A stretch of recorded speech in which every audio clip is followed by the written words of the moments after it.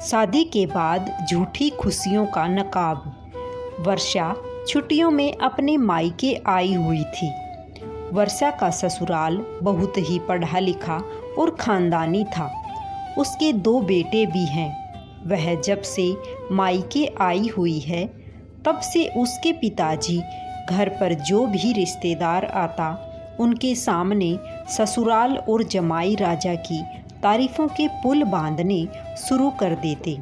वर्षा के पिताजी कहते हैं, हमारी वर्षा तो बहुत अच्छे खानदान में ब्याही है, ऊपर से भगवान ने उसे 2-2 बेटों का सुख दिया है और हमारे जमाई जी तो इतने अच्छे हैं। वर्षा जिस चीज़ पर हाथ रख देती है वह चीज़ उसे अगले दिन ही मिल जाती है।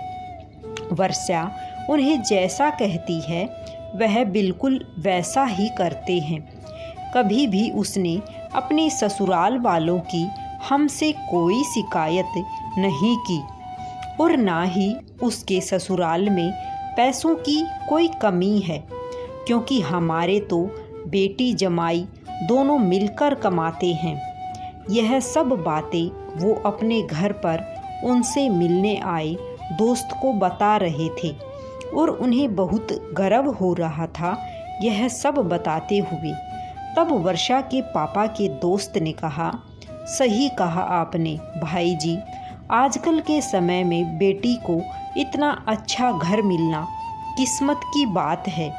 बेटी अगर ससुराल में खुश हो तो माता पिता तो गंगा नहा लेते हैं। मैं तो यही कामना करता हूँ कि वह हमेशा अपने ससुराल में खुश रहे।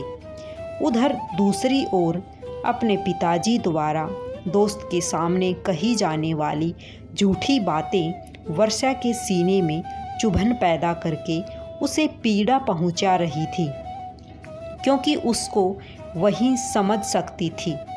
क्योंकि वर्षा के माता पिता को अपने जमाई में कोई भी कमी नहीं दिखती थी, बल्कि वह अपनी बेटी के दुख को देखकर भी उसे अनदेखा कर देते थे।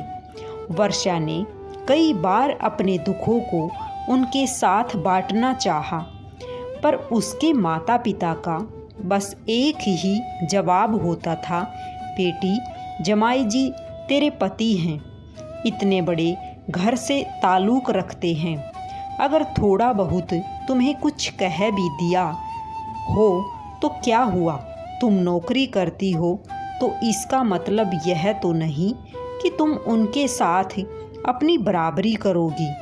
तुम एक औरत हो, इसलिए तुम्हें अपने आदमी से डरना पड़ेगा। इसलिए बेटी अपनी हद में रहा करो। तुम्हारी चुप्पी से दोनों घरों की इज्जत बनी रहेगी। फिर तुम्हारे छोटे भाई के बारे में सोचो, तुम स्वार्थी नहीं हो सकती। बार बार माता पिता की यह बातें सुनकर वर्षा ने भी अपनी किस्मत को अपनी नियति मान लिया था और अब उसने भी चुप रहना सीख लिया था। अब वह अपने दुख किसी के साथ भी साझा नहीं करती थी और दुनिया को दिखाने के लिए उसने अपने चेहरे पर झूठी खुशी का नकाब भी ओढ़ लिया था।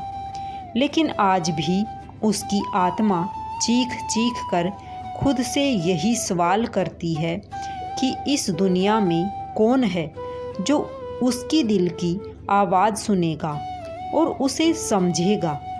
पर हमेशा उसके पास कोई जवाब नहीं आ पाता। इसलिए अब वह अपनी आत्मा का शोर भी मौन में परिवर्तित कर चुकी है। ऊपर से खुश होना मायने नहीं रखता, बल्कि मन का खुश होना बहुत ज़रूरी है। और सच में वही इंसान हमेशा खुश रहता है जो मन से स्वस्थ होता है, अर्थात जिसके मन में खुशी होती है। अगर कहानी पसंद आई हो तो चैनल को सब्सक्राइब अवश्य करें। सभी को प्यार भरी राधे राधे। सभी को जय श्री कृष्णा।